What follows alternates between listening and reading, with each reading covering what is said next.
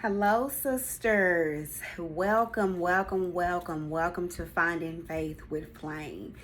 It has been some weeks since we've had time to simply meet together, and I'm just happy to see and speak with you all via this pre-recorded message.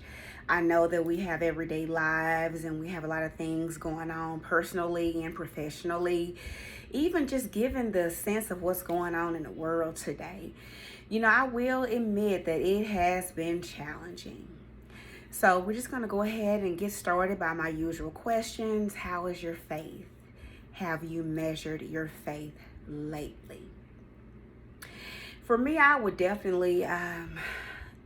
definitely admit that these past couple weeks have been questionable. You know, it, I personally feel that I have truly been tested tremendously.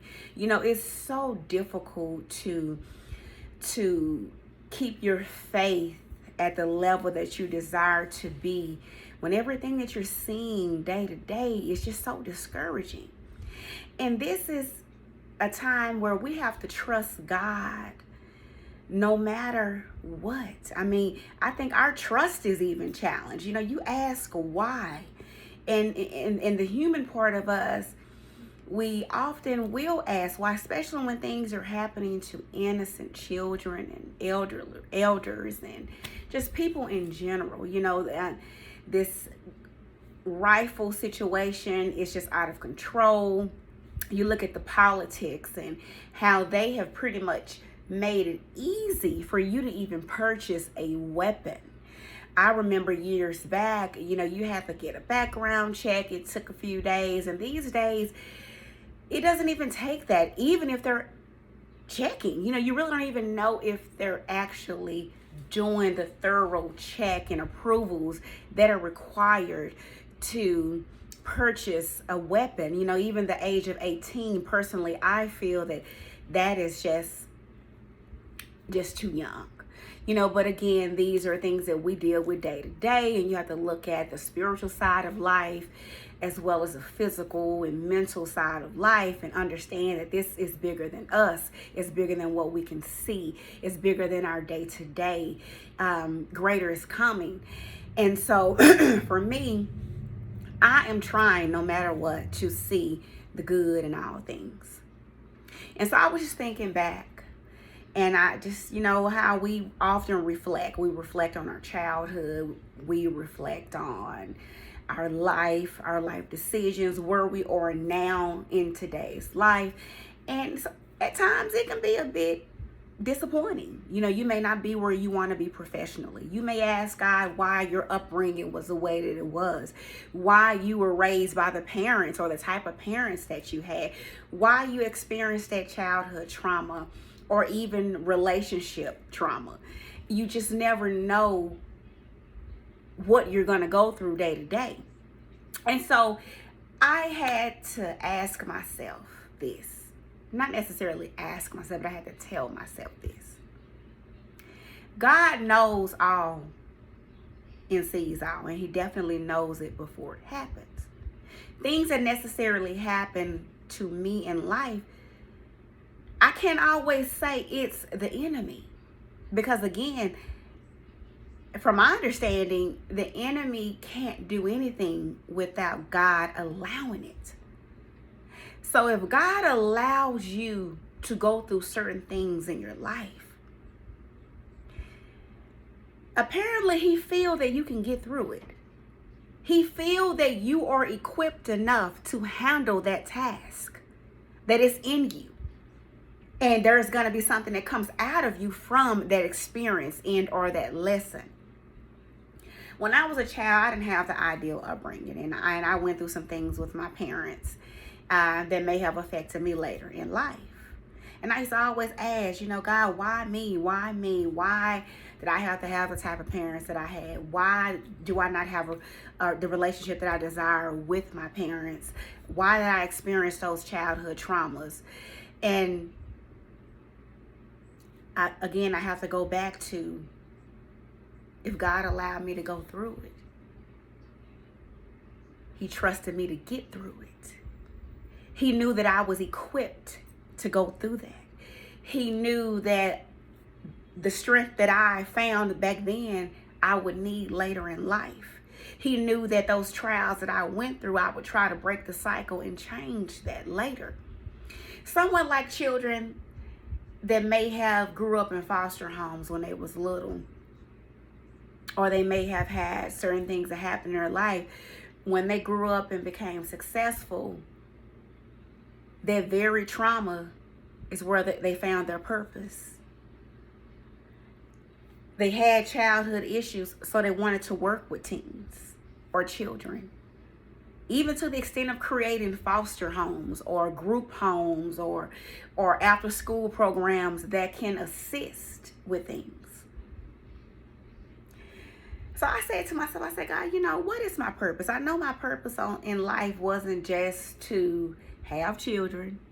It wasn't just to exist. What was my purpose? And I realized that my purpose was in my pain. And a lot of our purpose may be in our pain. Whatever we have endured in life, for some reason, our passion is to correct that or prevent someone else from going through those things. So, with that being said, do you trust God enough to believe that He allowed you to go through things because He knew you can get through it? He knew you were equipped for it. And in those traumas and in those pains, you took something with you to go to the next level. Can you honestly say you can trust God to that extent? It's very difficult to trust God with 19 children being killed in Uvalde. I'm just being real, speaking from my human side. It's very difficult to trust that because I know that evil exists. But what is the purpose behind that pain? Again, that pain is allowing the nation to wake up. It's allowing them to finally figure out a solution to this gun control. Maybe change some rules, change some things.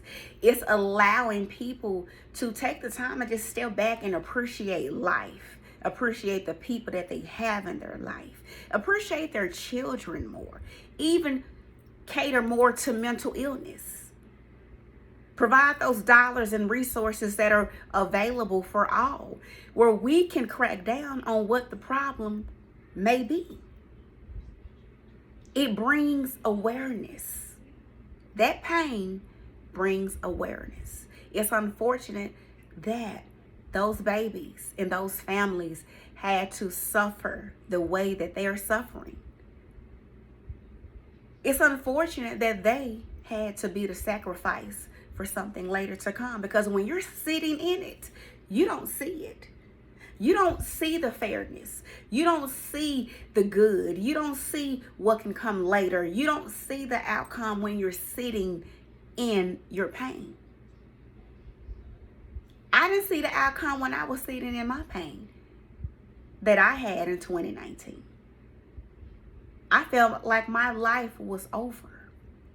I couldn't see tomorrow. I couldn't see next week. I didn't know what to do. But there was a purpose in that pain. And that purpose allowed me to learn some vital lessons about myself, about my life, about my family, it just brought that same awareness on things I needed to work on spiritually, emotionally, and mentally. Just like Buffalo, innocent lives being taken. Something that God knew. But those same lives brought awareness. It made you appreciate your own life. Even if your life is not where you want it to be, it made you kind of step back and say, you know, God, my life is just not too bad. I may not be where I want to be at professionally. I might not have all the luxuries of the world. I may not have the relationship or the children yet. I may not even have the education background, but God, I'm here. God, I'm okay. I'm able to go again. I'm able to try again. I'm able to go and finish that degree. I'm able to try to plan a family. I'm able to establish a new relationship or rekindle an old. I'm able to make peace with family. It gave you that sense of awareness to just kind of step back, take a moment, smell the roses, to realize what's important. What's important. Because we live a fast-paced, day-to-day life. As soon as the sun rises, the sun sets. And we don't often take the time to smell the roses. My kids may get on my last nerve, but they're here. And I had the ability to say, I love you. Clean up your room. I'm proud of you. Do what you need to do. Yeah, I'm going to fuss. I'm going to tell you to take care of your business. But at the end of the day, I'm your mother. I'm going to ride for you. I love you with all of me. And we can have those difficult conversations. Never allow any and everything to prevent you from coming to someone and speaking to me. At least I have the opportunity to tell my children that. We got to pay attention to the signs. Depression is at its all-time high.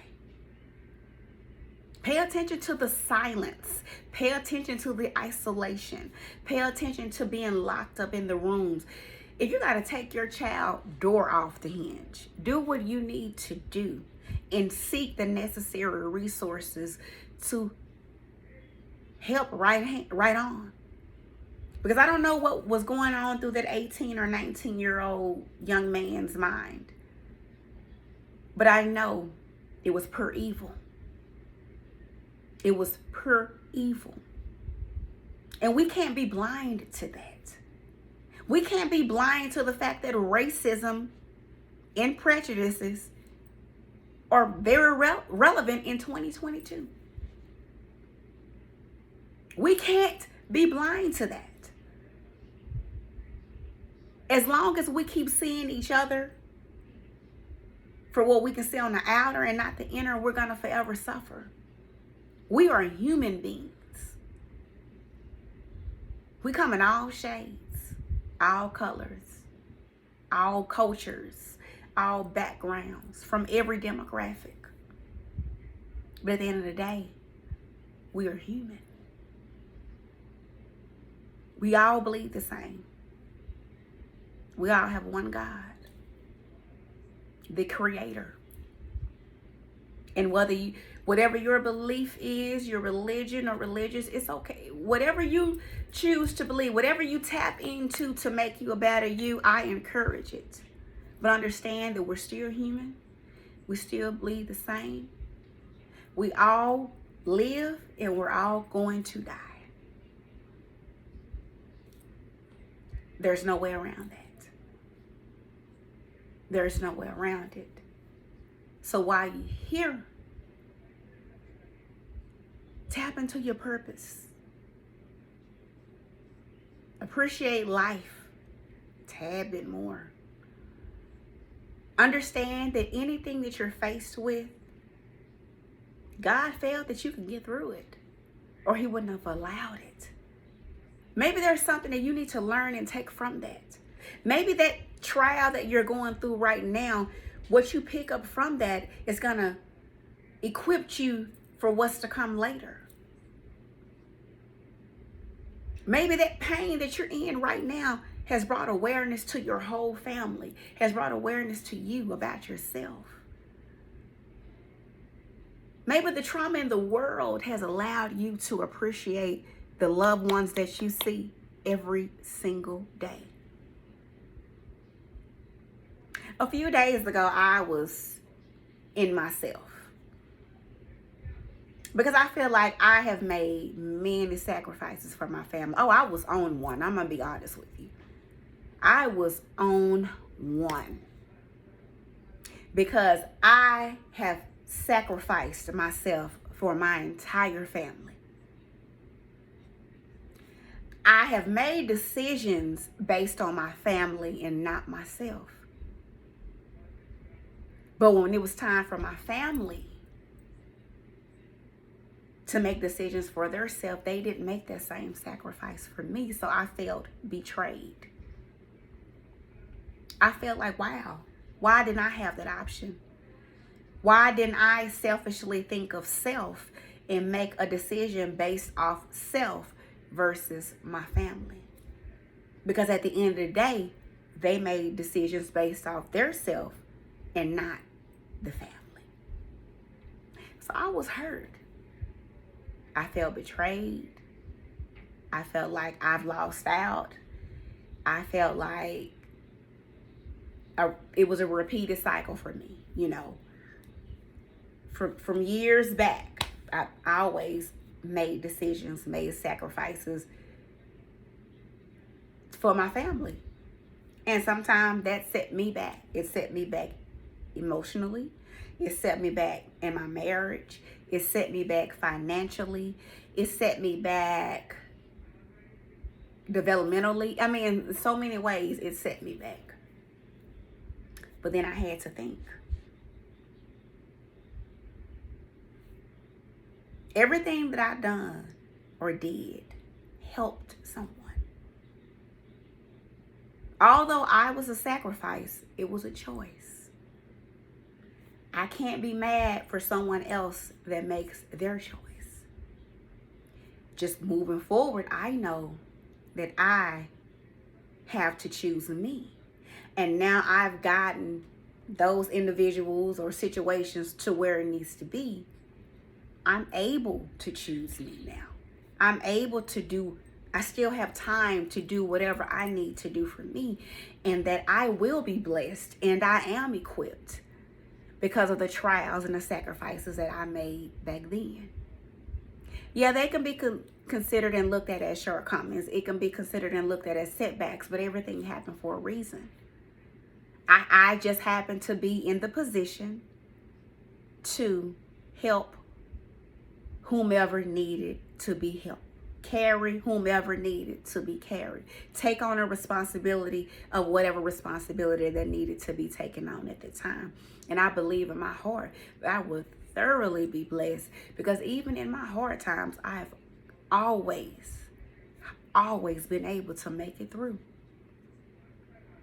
Even when I couldn't even see the light of day, God made a way for me. And I believe that those are the fruits of my labor. My labor and my trials were never in vain, because it prepared me and it set a foundation for me to be able to continuously persevere, for me to continue to build, for me to continue to move forward, for me to continue to grow and have the faith. And even if I fall, still be able to get back up and trust God. See, I had to step out of self to see that. Because when you're sitting in it, you can't see it. When you're sitting in it, you're going to see the unfairness. You're going to see the selfishness. You're going to see, well, shoot, I should have chose me. Or had I not did this, this could have been this way. Or had I did this, maybe this would not have happened. When you in self, you're going to feel that way. But when you look at it from a spiritual standpoint, everything happened and happens for a reason. Someone or something has to be the sacrifice. You have to be able to see the good in all things. How much do you trust God? If we trust God the way we say that we do, we're going to trust Him with all things. We're going to trust Him with that career that seemed to not be going anywhere. We're going to trust Him with the stuckness. You know, if you feel like you're just sitting still and you can't move forward. We're going to trust Him with those disobedient kids. We're going to trust Him with those failed relationships. We're going to trust Him with the depression. We're going to trust Him with the friendship. We're going to trust Him with our business partners. We're going to trust Him with our life. We're going to trust him with this world. We're going to trust him with everything. All we have to do is exercise our faith so we can. This life isn't easy, but it's our life. And I'm thankful and I'm grateful for my life. I'm thankful and grateful to be able to get up out of bed, have a sane mind, have a job to go to provide for my family. I'm grateful to be able to just smell the roses. Even though I complain because I picked up a lot of weight, I'm here. I'm not on dialysis. I don't have any chronic issues that are life-threatening. I am here. And I got to be thankful and appreciate the life that I have. Even with all the trials that may have came with it, even with all the childhood trauma, even with the relationships that are not where I want them to be with my parents, even with my children, even with the responsibilities that I had to take on from a child up into an adult, is still my life. And apparently, my father, our father, felt that I can get through it. He felt that I was qualified. I was equipped enough to handle that task. And the same is with you. Your trials and your pain and your trauma and the things that you have endured in life, baby, you're qualified. It's in you. God seen it in you. He knew that you was going to get through it. He need you to handle that situation. So you can learn whatever you need to learn from that and apply on your next level. Because everything is a full circle. It's going to come back. It's going to come back. It's going to come back. May was 1 year that my husband and I separated after trying to reconcile the second time. Well, no, I think it's the first time. I'm not for sure. First time. 1 year.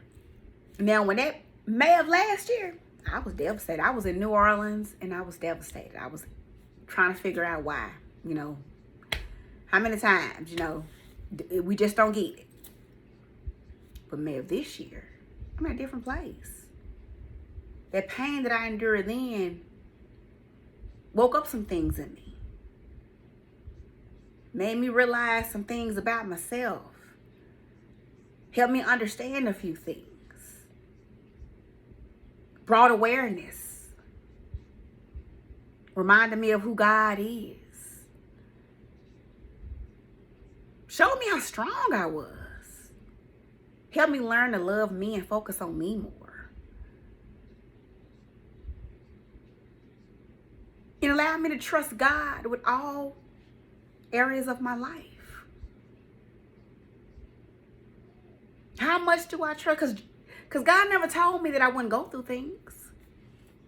He never told me that my parents would hurt me. He never told me that my husband wouldn't hurt me. He never told me that my children wouldn't hurt me. He never told me that I would have lost a job. He never told me that I would have had health issues, that I wouldn't have health issues. He never told me that I would have financial difficulties. He never said we wouldn't go through those things. God has expected us to trust him in it. Trust that he will make a way. Trust that he will deliver us from. Trust that we will grow from things. Trust that we will learn. Because he knows all and sees all. So apparently, he has a hand in it. And he's not going to put you through something that you cannot get through. He will not put more on you than you can bear. That's scripture. So if we trust God, as we say we do, we have to live it. we have to apply it, even when it does not look like it. Even when what we see is not convincing. Even when people in our lives are acting as they do. We have to trust God with it. Understand that we go through that because God knew that we can get through it.